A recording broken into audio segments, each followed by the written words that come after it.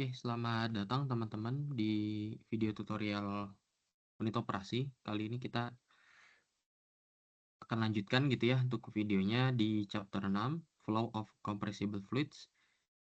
Pada video-video sebelumnya atau di bab-bab tentang fluida sebelumnya kan kita bahas tentang aliran yang punya density constant. Asumsinya densitasnya relatif konstan pada perubahan suhu dan tekanan yang moderat gitu ya. Kali ini kita punya masalah dengan density biasanya.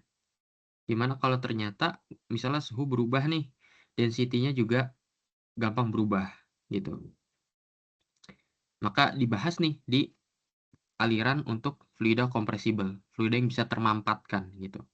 Jadi bisa dimampatkan. Densitasnya berarti berubah ketika misalnya terjadi perubahan pada kondisi operasi. Kalau fluida compressible kan kita tahu misalnya air ya paling sederhana. Di mana air itu mau seberapa pun pompanya kita kencang sekencang apapun dia nggak akan berubah densitasnya.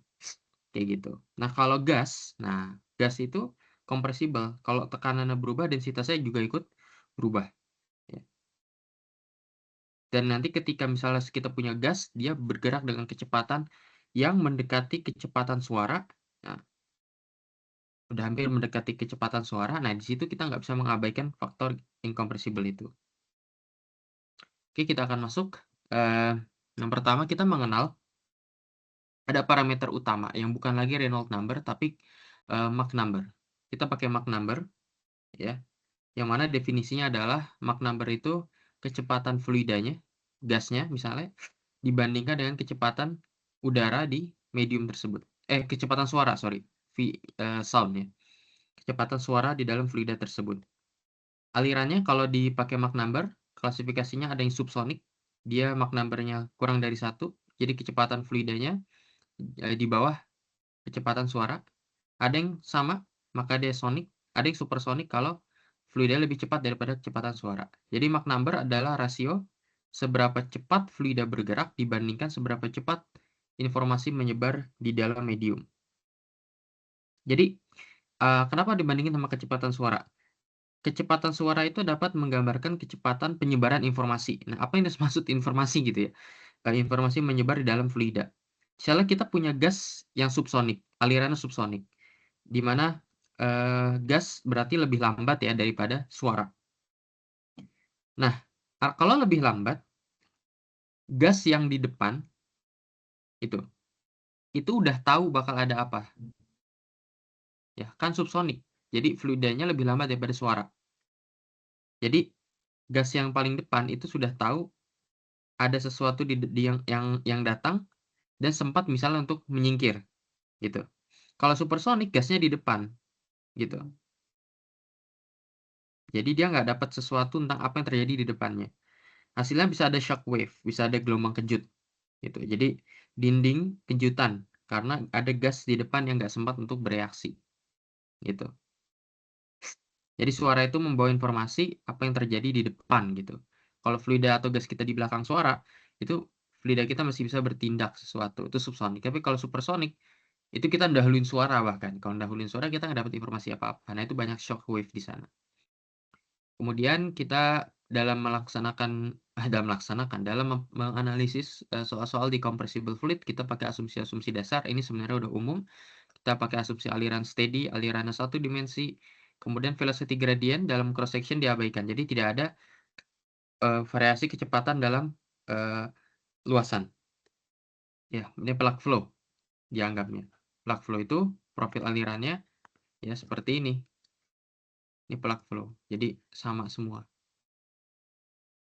Ya, bukan parabolik ya, bukan parabolik tapi plug flow.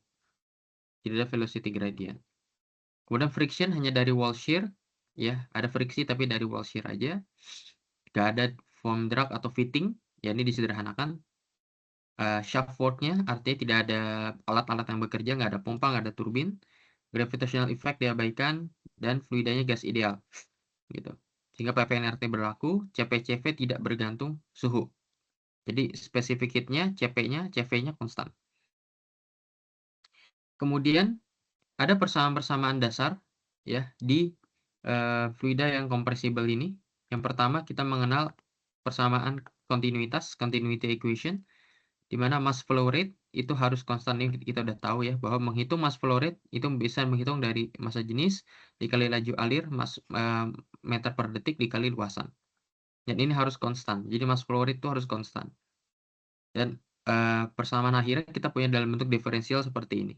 dRO per rho tambah dA per A tambah dV per V sama dengan 0. Artinya kalau ada perubahan densitas karena kompresibel, ya, ada dV, ada dRho, maka harus ada dA dan dV, gitu. Nggak harus dua-duanya, tapi boleh salah satu, sehingga mereka tetap konstan. Jadi perubahannya itu akan konstan, gitu. Jadi tidak ada massa yang hilang, rasanya kan begitu.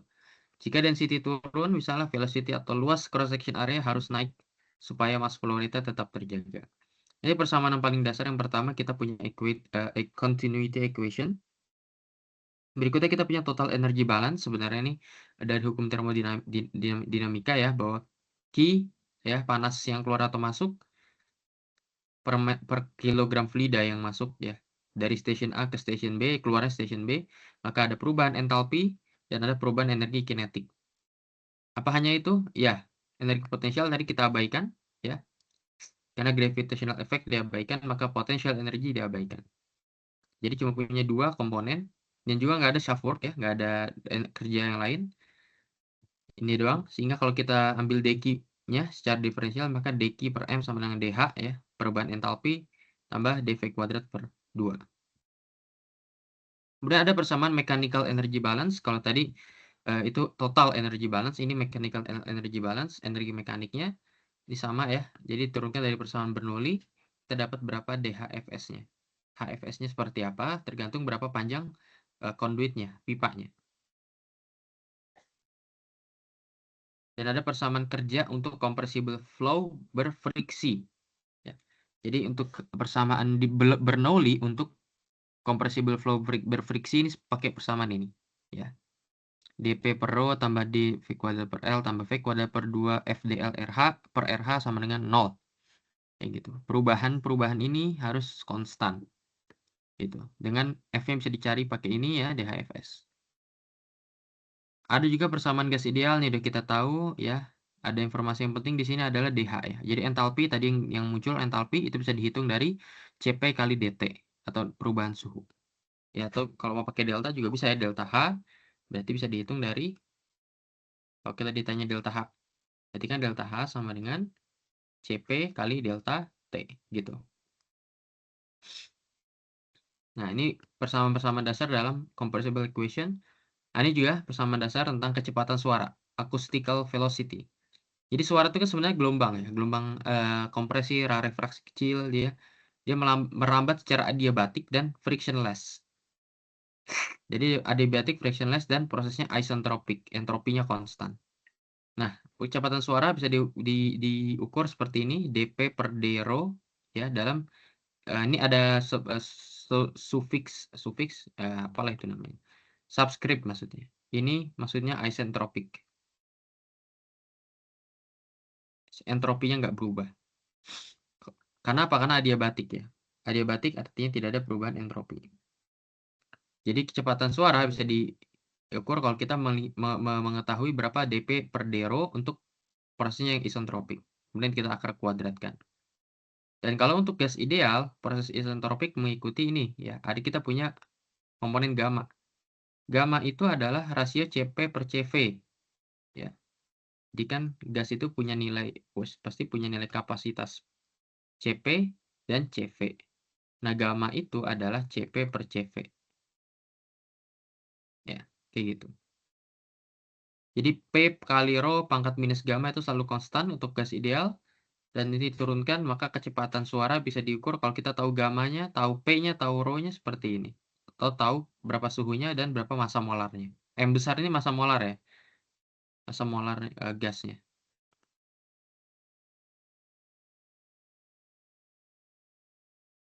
Massa molar.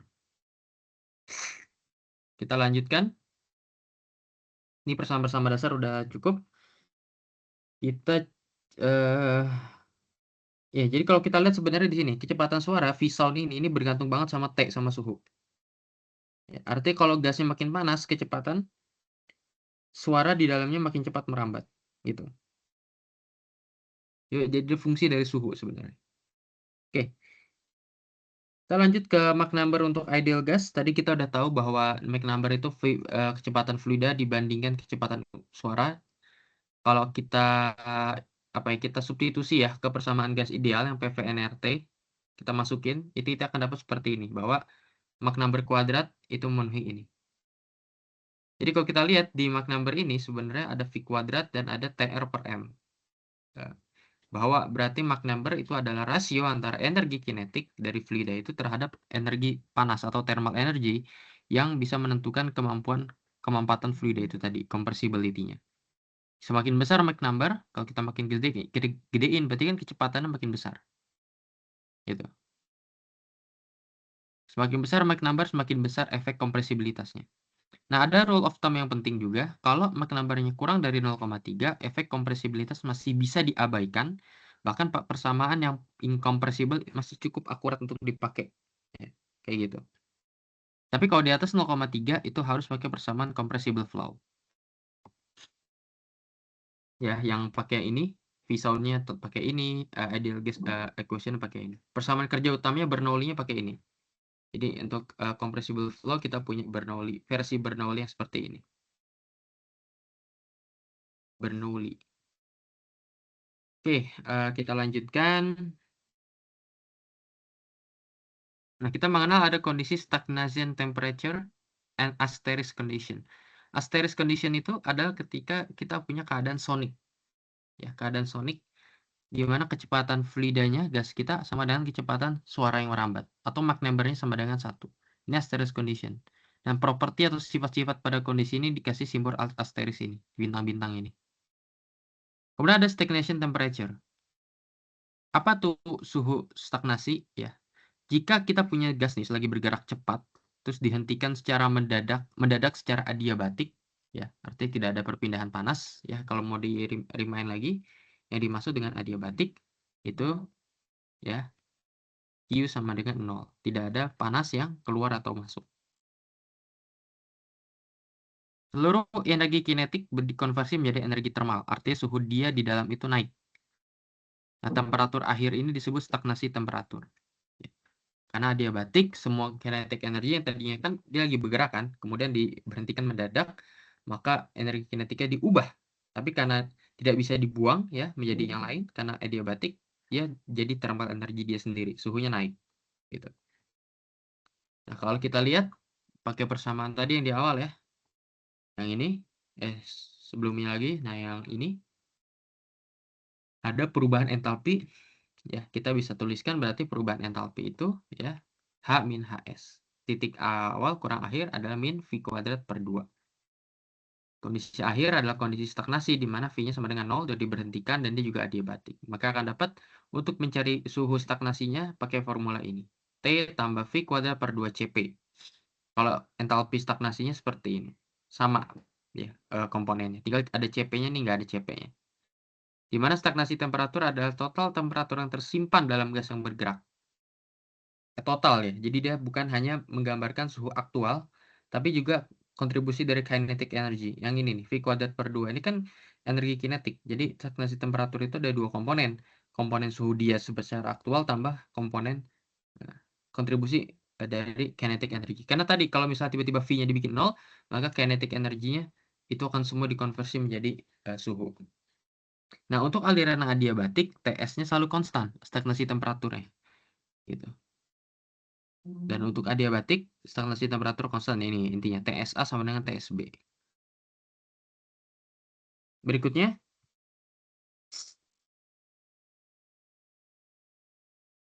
kita mengenal 3 proses aliran yang kompresibel. Jadi, ada 3 jenis proses ya. Kalau lihat di gambar ini, pertama kita punya ada reservoirnya, kemudian ada flow yang dia melewati suatu convergent section, berarti menyempit, terus ada divergent section dengan thermal insulation ke receivernya. Ada kasus kedua ini adalah ada isentropic sectionnya, ini ada adiabatiknya. Kayak gitu. Ini ada yang ketiga, ada yang isentropik dan ini isothermal. Nah, apa bedanya? Kita lihat yang pertama, isentropic ekspansi. Jadi ada variabelnya area. Jadi luasnya berubah ya karena dia melebar, menyempit, melebar ya. Konvergen, divergen. Jadi pertama konvergen dulu menyempit kemudian divergen. Nah, ini adiabatik ya. Dia prosesnya adiabatik karena lihat ada insolation, thermal insulation dan ada frictionless. Frictionless karena ada isentropic ya.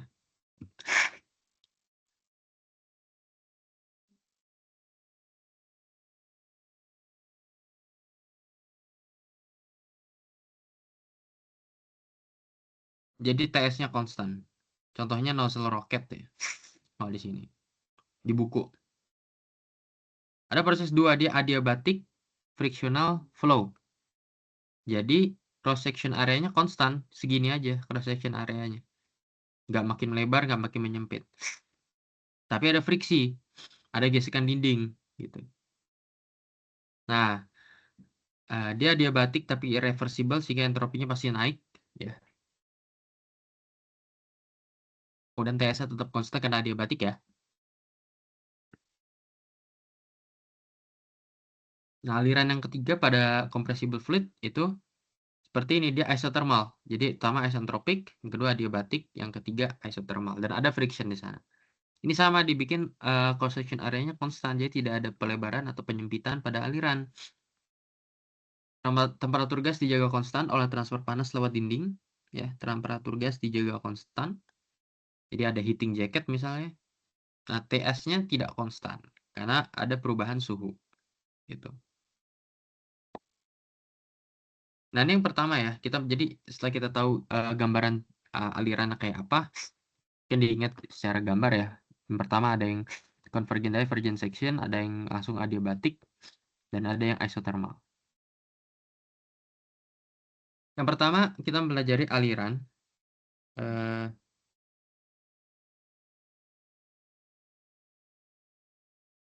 through variable area conduits atau nozzle. Jadi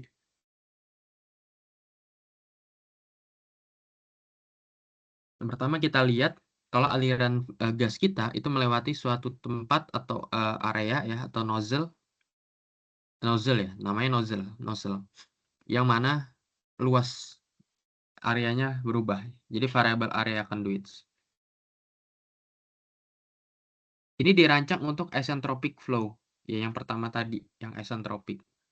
Jadi adiabatik iya, ya artinya tidak ada perpindahan panas dan tidak ada gesekan, sehingga terjadi isentropik. Namanya nozzle. Nozzle terdiri dari ada convergent section. Kalau kita lihat ada convergent section, nyempit dulu, velocity naik, pressure turun, throat ada bagian tersempit. Di sini bahkan dia bisa menjadi sonic, ya. Ada divergent section yang melebar ini. Nah, ini untuk kalau subsonic, velocity-nya turun, pressure-nya naik. Tapi kalau supersonic, velocity-nya pasti naik terus, gitu. Nah, kemudian kita mau lihat ada pengaruh tekanan dari receiver. Jadi kita tahu dari receiver di sini, ya. Bagaimana gas mengalir? Seperti halnya air. Kenapa fluida cair mengalir? Karena tekanan tinggi ke tekanan rendah. Ya, di Bernoulli kan begitu. Nah, gas dari reservoir kita, misal P0, kemudian masuk ke nozzle, kemudian masuk ke receiver dengan tekanan PR. Yang pertama, misalnya PR sama dengan P0. Ya kalau nggak ada beda tekanan, nggak akan ada aliran, kan gitu ya. Jadi kalau garisnya A sampai A aksen, mana nih, tuh. Lurus saya, dia nggak ada aliran sepanjang L gitu. Kalau PR sedikit di bawah P0, ada mulai aliran. Ya. Garis ABC nih, kalau kita lihat garis A, B, dan C. Ada mulai aliran. Tapi, yang apa namanya, alirannya mulai subsonik. Dengan velocity maksimum ada di throat-nya. Di, apa namanya, throat itu, di lehernya gitu ya. Yang ketiga, kalau PR diturunkan terus, sehingga velocity di throat-nya naik, dan pada titik tertentu menjadi sonic. Ini adalah kondisi kritis di garis ADE gitu. Jadi makin turun lagi dia. Tekanan di throat-nya bakal berubah menjadi apa namanya, tekanan asteris tadi, ya. Nah, yang bisa dihitung apa? Pertama, critical pressure ratio. Ya, kita menghitung rasio dari critical pressure-nya. Kita harus tahu tekanan dia saat kondisi asteris ketika sonic dan P0-nya berapa. Atau kita dari nilai gamma-nya. Contoh untuk udara gamma 1,4 sehingga critical pressure ratio-nya adalah 0,528. Apa maksudnya critical pressure ratio? Tekanan di receiver minimal harus 52,8% dari tekanan reservoir supaya throat-nya belum sonic. Gitu. Kenapa harus nggak boleh sonic? Karena ya itu, kalau misalnya sampai ada sonic, ya, maka bisa terjadi supersonic misalnya kalau nanti kelebihan, dan menyebabkan yang terjadi adalah ada shockwave ya, kemudian ada ya peristiwa-peristiwa lainnya untuk supersonic. Nah, tadi kita udah tahu 3 kasus, tekanan sama, tekanan sedikit di bawah, dan tekanan turunkan terus. Yang keempat ada kasus ya choking. Jadi throat-nya menjadi sonic pada akhirnya, sehingga menurunkan PR tidak akan mengubah flow rate. Itu namanya sudah tersedak ya, sudah choking. Jadi kenapa terjadi? Karena di kondisi sonic, gas bergerak tepat kecepatan suara. Informasi ada penurunan tekanan di downstream, itu harus melawan untuk memberitahu gas di upstreamnya. Tapi karena tekanannya bergerak dan kecepatan suara barengan dengan kecepatan gasnya, informasinya nggak bisa balik ke upstream. Gitu. Jadi kita misalnya kayak gini. Kalau gas kita sama cepat dengan suara, jadi nggak ada yang ngasih tahu informasi ke belakang gitu, bahwa terjadi penurunan tekanan. Gitu kan. Padahal kan kita nurunin tekanan supaya velocity-nya maksimum atau tinggi terus. Tapi kalau kecepatan fluidnya sama, ya siapa yang ngasih tahu bahwa di sini tekanannya turun terus gitu. Baik, makanya kalau supersonic, apalagi kalau supersonic, ya, dia nggak akan gas kita udah sampai di depan, dia gimana? Siapa yang mau ngasih tahu gitu bahwa dia udah keburu sampai depan? Suaranya kan di belakang, suara tidak menyampaikan informasi apa-apa jadinya, gitu. Nah ini makanya karena ada perubahan area, variable area conduits, maka ada efek dari perubahan cross sectional area terhadap Mach number. Seperti ini, ya dV per V, dA per A. Ini dV per d rho harus dalam isentropik, V dV sama dengan 0, atau kita pakai persamaan ini. Nah, inti dari nozzle teori itu ini sebenarnya. Kalau dia subsonic dan converging, artinya menyempit, ya, perubahan luasnya pasti akan negatif dan perubahan kecepatannya akan jadi positif, makin cepat gitu. Ini kalau subsonic ini udah kita kenal lah prosesnya. Tapi masalah di supersonic ini, ya, di supersonic. Makanya kita tadi bilang kalau kasusnya choking, dia bahkan di throat-nya sudah sampai sonic, Mach number-nya sama dengan 1, dan itu bermasalah kalau nanti diterusin terjadinya supersonic. Nah, kalau supersonic di converging misalnya. Supersonic converging artinya dA-nya negatif. Ya, makin menyempit. Apa terjadi pada dV-nya? Makin turun juga. Ya, kayak gitu. Kan bayangin kita misalnya gini, ada orang banyak nih bergerak, banyak nih, gitu. Cepet, supersonic kan, cepet gitu. Dia bahkan lebih cepat daripada suaranya gitu. Jadi suaranya belum nyampe, belum ngasih informasi, dia udah nyampe. Dia nggak tahu ternyata di depan jalan menyempit. Ya udah mau nggak mau kan mereka numpuk. Itulah kemacetan. Gitu. Dan ini counterintuitif ya. Bagaimana bisa DA-nya turun tapi dV turun? Ya inilah ya compressible fluid seperti ini. Kemudian kita lanjutkan. Nah, ini masih beberapa persamaan penting ya untuk proses yang isentropik tadi. Ada kecepatan nozzle bisa dihitung pakai persamaan ini, ya. Mach number ini juga bisa dihitung, atau dibalik juga bisa. Kalau kita tahu berapa tekanannya. Kemudian ada mass velocity, ya. Apa bedanya mass velocity? Mass velocity itu dia persatuan luas juga. Jadi kilogram bukan kilogram per detik aja, itu mass flow rate, ya. Ada mass flow rate, ya. Satuannya kilogram per detik misalnya, ya. Kalau ini mass velocity, jadi kilogram per meter persegi per detik juga. Jadi persatuan luas juga nih. Nah, kita kalikan antara densitas dengan V, kayak gitu. Persamaannya ini ya, G. Jadi mass velocity itu G simbolnya. Nah, proses aliran yang kedua itu adiabatic frictional flow, ya. Jadi gasnya mengalir, tapi pipanya cross sectionnya konstan, tidak ada transfer heat atau adiabatik, tapi ada gesekan di dinding, kayak gitu. Ini contohnya adalah pipa gas industri yang terisolasi. Bisa ada choking juga, jadi ada batas pipa yang mungkin untuk Mach number, karena kenapa ada gesekan di sini? Karena ada gesekan sehingga batang pipa yang bisa dipakai itu ada maksimalnya lah. Ada Lmax gitu. Melebihi itu akan terjadi mass flow rate, penurunan mass flow rate gitu. Dan ini beda sama nozzle. Kalau di sini choking dikendalikan oleh panjang pipa dan friksi, bukan tekanan receiver. Ya. Tergantung panjang pipanya, tergantung friksinya gimana ya. Nanti itu akan menentukan berapa apa namanya panjang pipa maksimumnya. Ini untuk parameter friksinya kita ambil F rata-rata ya, Fanning friction factornya. Untuk persamaan diferensial seperti ini, dan ini persamaan yang lebih lengkapnya setelah diintegralkan. Kayak gitu. Teman bisa cek di buku ya. Ini bukan untuk dihafal sebenarnya. Tapi pahami esensinya. Bahwa F-nya ini bergantung juga sama perubahan Mach number-nya. Ternyata kayak gitu. Apa yang terjadi pada persamaan ini? Itu yang penting sebenarnya. Pada adiabatik flow rate ini.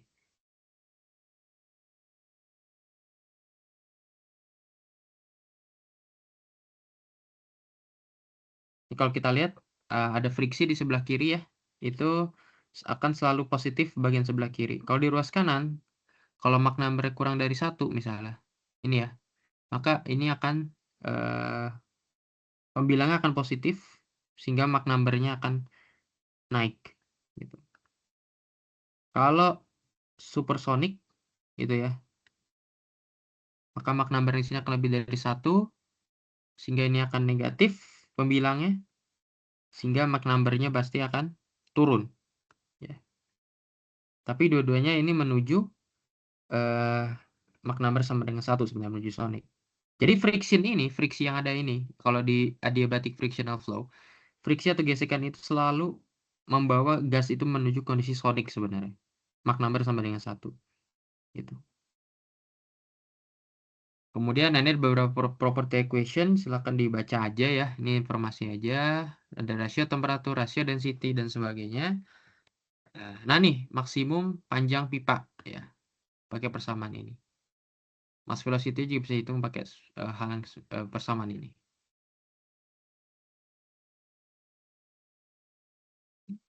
Nah, ini penurunannya cek di buku ya. Ini sangat panjang, jadi aku agak akan turunkan di sini juga. Nah, untuk isothermal frictional flow, jadi sekarang tidak adiabatik lagi, ada transfer panas, ya. Pipa kecil panjang, misalnya berkontak dengan lingkungan yang cukup heat transfer, sehingga menjaga temperatur gas konstan. Jadi yang kita kejar sebenarnya isotermalnya, suhunya dianggap konstan. Sehingga mungkin aja ada heating jacket misalnya tadi. Mach number-nya ya ini disesuaikan dengan kecepatan suara. Jadi kecepatan suara di proses isothermal bukan di adiabatik ya. Itu adalah seperti ini. Bedanya apa sama yang pertama? Kita lihat kalau V-sound ya. Ada nggak rumusnya tadi di depan? Nah, V-sound ini kan dP per dρ untuk proses isentropik. Kalau di sini tetap sama P per rho juga ya. P per rho akar P per rho ya. Tapi ya ini untuk proses yang isotermal. Jadi tergantung suhunya. Atau RT per M, akar RT per M. V-sound yang biasa, yang tadi di adiabatik itu adalah yang isotermik diakarkan dari rasio tadi, rasio gamma CP per CV. Ini untuk udara contohnya. Ya. Kemudian kita mengenal ada Mach number untuk isotermal. Itu kita ganti aja. Tadi kan cuma V-sound aja, dikasih V-sound accent. Ya, aksennya ini atau prime, V-sound prime ya. Ini menunjukkan dia di proses isotermal. Nah, pada ada isotermal, Mach number-nya nggak akan bisa mencapai 1. Jadi nggak akan pernah bisa menjadi sonic. Ya.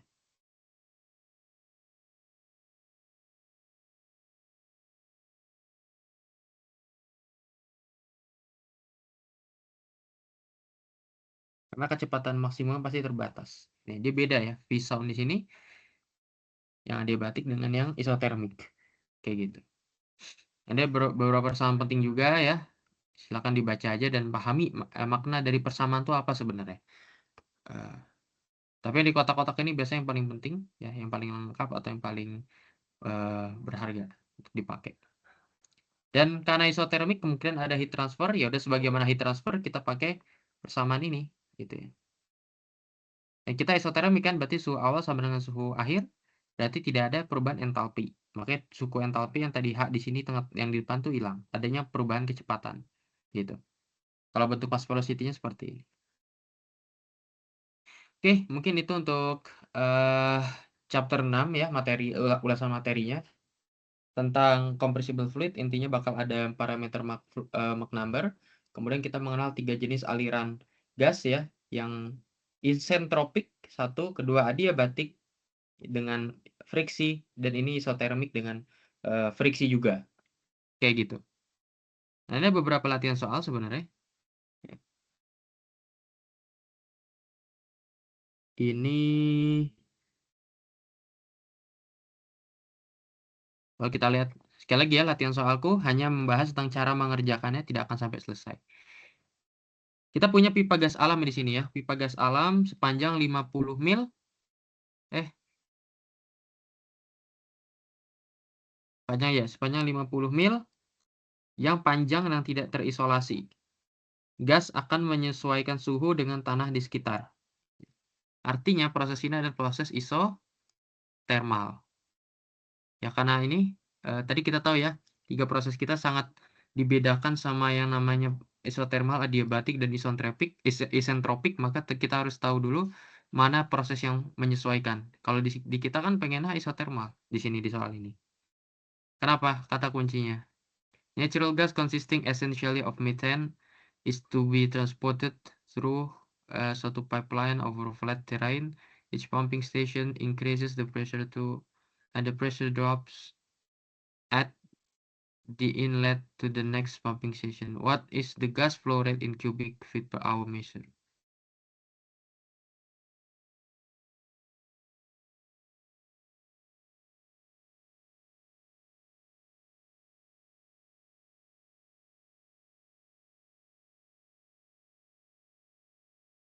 Nah, ini kita ambil aja asumsi lah ya. Asumsi isotermal. Kayak gitu. Maka silakan pakai persamaan di isotermik. Ya, yang ini. Persamaan isotermal. Yang ini. Yang dicari apa?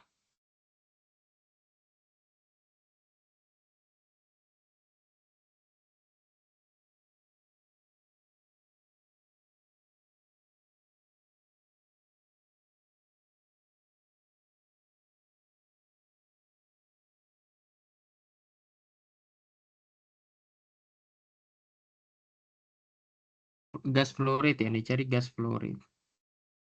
Nanti teman-teman bisa cari dari apa? Kalau mau cari flow rate, pakailah mass velocity aja dulu. Ya, karena G itu sebenarnya adalah V kali rho. Kayak gitu.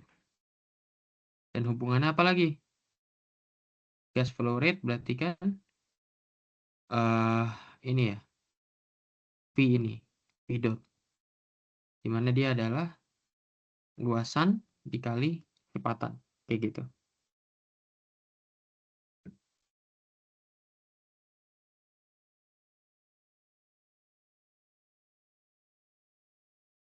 Jadi kan ini bisa diubah jadi apa? Nah, misal kayak gini. Jadi nanti dicari dulu berapa luasannya. Ini kan ada ini pipanya ya, 20 inch ID pipeline. Kayak gitu. Cek juga karena ini kita nggak tahu alirannya turbulen atau enggak, maka kita cari nilai F-nya tuh pakai iterasi ya. Jadi nyari nilai F tuh sering pakai iterasi. Kita asumsikan misalnya, oh dia full turbulen. Ya. Terus kita bisa tahu ini kan pipanya pipa apa ya misalnya. Asumsi misalnya. Kalau nggak ada, asumsi aja guys. Ya kalau ngerjain soal nggak ada asumsi, pipa baja misalnya. Nanti cari Moody diagram ya. Berapa F-nya?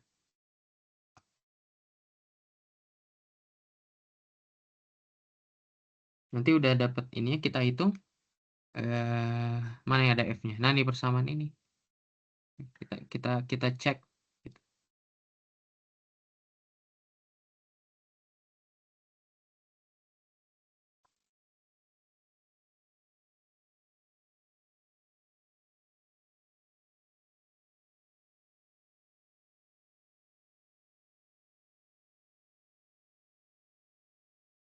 Jadi kita bisa ngitung berapa nilai apa namanya? Nilai G-nya. Kita bisa dapat nilai G-nya ya. Yang ini nanti ya ini kita hitung dari sini. M-nya kita tahu misalnya ya. Kayak kita punya metana kan? Gas metana ya. Ya, gas metana misalnya. R-nya ada, T-nya ada, tekanannya ada kan ya, tekanan awal dan akhirnya 30 inci Hg pressure ya. Pressurnya berapa? Ya, pressure dropnya berapa? Ada pressure dropnya ya. Dan ada tahu berapa panjangnya? Ya. RH-nya juga bisa diketahui. Sebenarnya udah lengkap ya. Dari sini teman-teman bisa dapat nilai G. Ya. Nah, G ini dipakai untuk mencari nilai gas flow rate. Kayak gitu.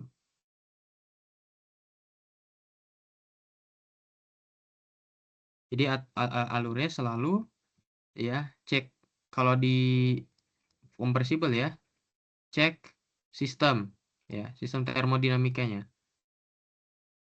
Baru yang kedua ya, seperti biasa cari faktor friksi dan diiterasi ya. Kayak gitu. Baru nanti pakailah persamaan-persamaan yang diketahui. Kayak gitu. Ini ada soal berikutnya, soal 6.3. A divergent convergent nozzle has the proportions. Ini ada proporsinya ya, ukurannya. Divergent convergent nozzle artinya ini proses yang isentropik ya, yang proses pertama isentropik kayak gitu.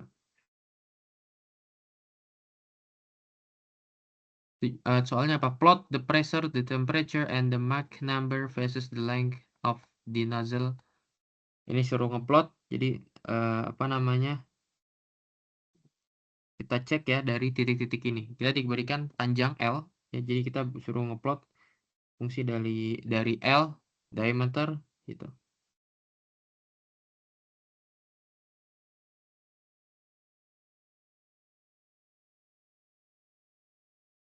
Jadi ini kembalikan ke soal yang pakai ISO ini flow nozzle ya.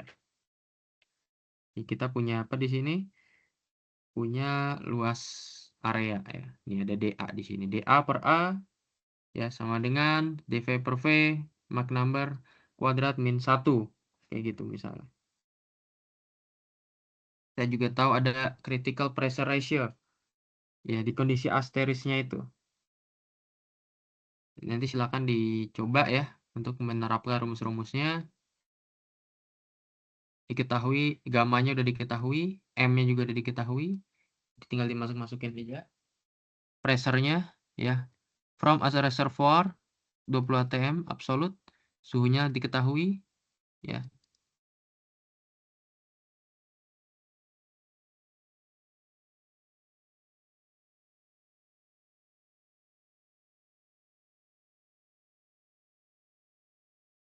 Throat-nya ada di 0,3 ya. Di panjang 0,3 tuh throat-nya, diameternya 0,25. Lalu divergent ke receiver-nya. Gitu.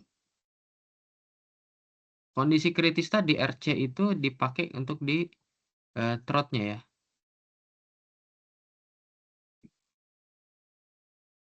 Ini untuk di throat nih. Ini harus ditambahan.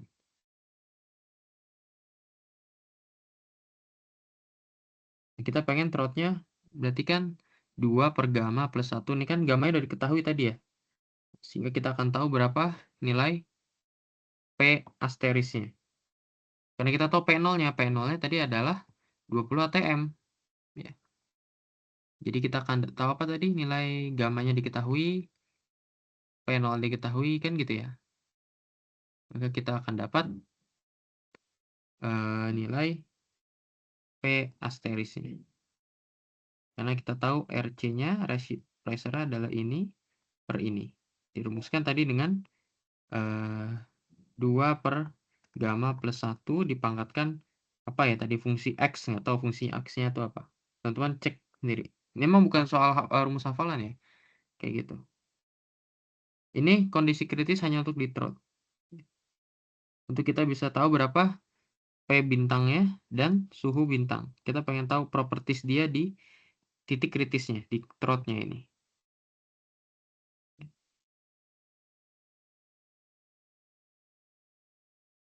Nah, baru dari situ kita pakai persamaan yang ini. Effect of cross-sectional area terhadap NMA. Karena kita tahu berapa panjang dan diameternya kan, kita tahu bisa berapa cross-sectional area-nya. DA-nya tahu, DA per A-nya. Jadi silakan diplot gitu. Tergantung sama Mach number-nya. Apakah supersonic, apakah nih. The flow rate is a maximum without shock and with subsonic discharge. Yang kedua, flow is isentropic and discharge is supersonic. Jadi ada sesuaikan aja sama Mach number-nya. Kayak gitu. Nanti buat plot. Gitu. Nah, ini cuma dikit soalnya. Soal 6.4 ya, tentang apa ini?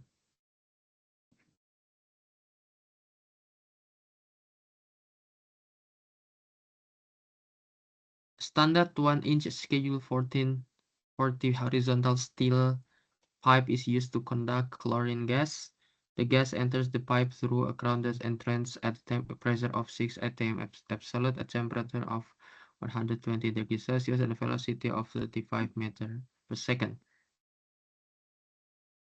Ketahui suatu pipa ya, kemudian rounded entrance.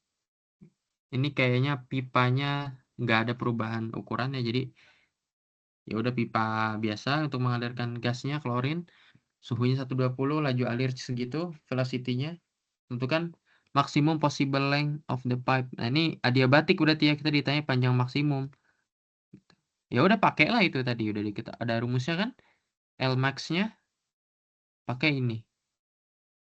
Berarti harus punya apa? Harus punya F. Nih yang belum ada nih. Ya, friction factor-nya. Yang kedua kita harus punya Mach number-nya. Kita harus punya Mach number.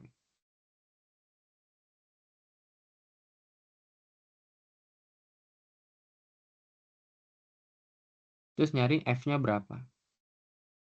Bisa pakai G ya, bisa pakai nilai G ya kalau udah tahu berapa gamanya, rho-nya dan P-nya. Gitu. Baru kita hitung pakai persamaan ini yang panjang ini. Karena kita butuh Mach number doang sebenarnya. Terus, what is the pressure and stagnation temperature of the gas at the end of the pipe at maximum length? Jadi kita tentukan berapa tekanan dan stagnation temperature. Ya, gitu gampang ya. Tadi udah ada rumusnya juga sebenarnya di buku ini. Untuk adiabatik ya ini ya. Nah ini.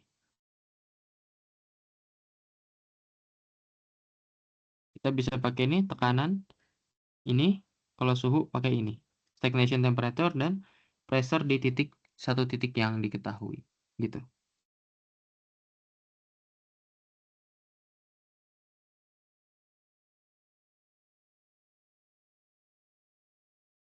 Atau menghitung pakai stagnation temperature rumus yang umum, sorry. Yang ini. Stagnation temperature rumusnya ini.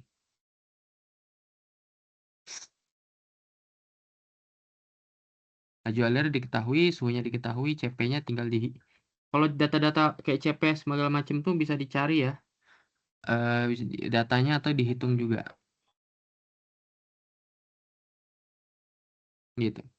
Oke, soal yang terakhir adalah akan dicoba ya. Ini gammanya udah ada, M-nya udah ada ya, gampang harusnya. Assume adiabatic flow, ya nih.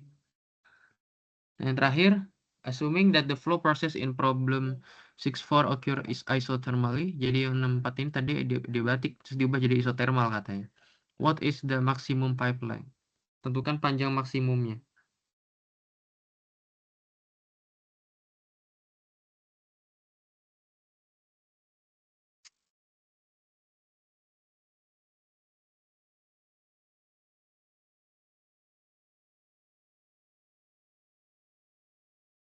Karena di rumusnya sebenarnya kita nggak ada pipeline ya. Di rumus isothermal frictional flow nggak ada maksimum. Tapi kita bisa tahu berapa L, karena ada delta L di sini nih. Nah, ini ada panjangnya. Jadi kita harus nyari delta L saat misalnya apa? Kondisi kita yang harus kita penuhi nanti adalah Mach number-nya, ya. NI-nya itu, karena kan di sini NI-nya pasti selalu eh, sama dengan 1. Gitu. NI itu kan Mach number untuk isothermal. Atau kalau kita mau pakai Mach number, itu sama dengan 1/akar gamma, dan ini harus sama kurang dari 1. Jadi dicek aja. Akan dihitung. Kayak gitu. Oh, nanti masuklah ke persamaan ini. Yang kita input adalah nilai P-nya. Kita kan ya belum punya nilai tekanan ya. Tekanan saat ini. Tekanan. Ya. What is the maximum pipeline? Tekanan saat kondisi yang kita mau. Isothermal tadi. Ini kan tekanannya adiabatik. Kita harus nyari tekanan isothermal dulu di sini. How much heat must be transferred to the gas when the length equal the maximum? Ya kita input aja ini ke persamaan heat transfer. Nah ini ya. Kita bisa pakai yang ini atau yang ini. Disesuaikan aja. Berarti kita harus tahu berapa kecepatan di titik maksimum length tadi. Kan pasti ada V max, misalnya di titik ini. Atau misal kita pindahin dari titik, ya. Ini titik A, ini titik B misalnya. Berarti kan titik B ini akan ada kecepatan B. Nah ini yang kita perlu tahu supaya kita bisa menghitung berapa transfer panas. Itu ya, jadi silakan latihan soal, dicoba, dan kalau bingung mangga boleh ditanya ke aku, chat aja pribadi. Mungkin itu dulu untuk kali ini, semoga manfaat ya. Emang aku juga nggak begitu, bukan nggak begitu apa ya, mau untuk ngajarin sampai ngerjain soal se-breakdown, karena panjang pengerjaannya gitu ya. Takutnya malah kita akan bermain di situ-situ aja. Tapi kalau emang mau lebih detail nanti mangga ditanyakan aja gitu ya. Ya semoga bermanfaat dan berhasil, sukses di ujiannya.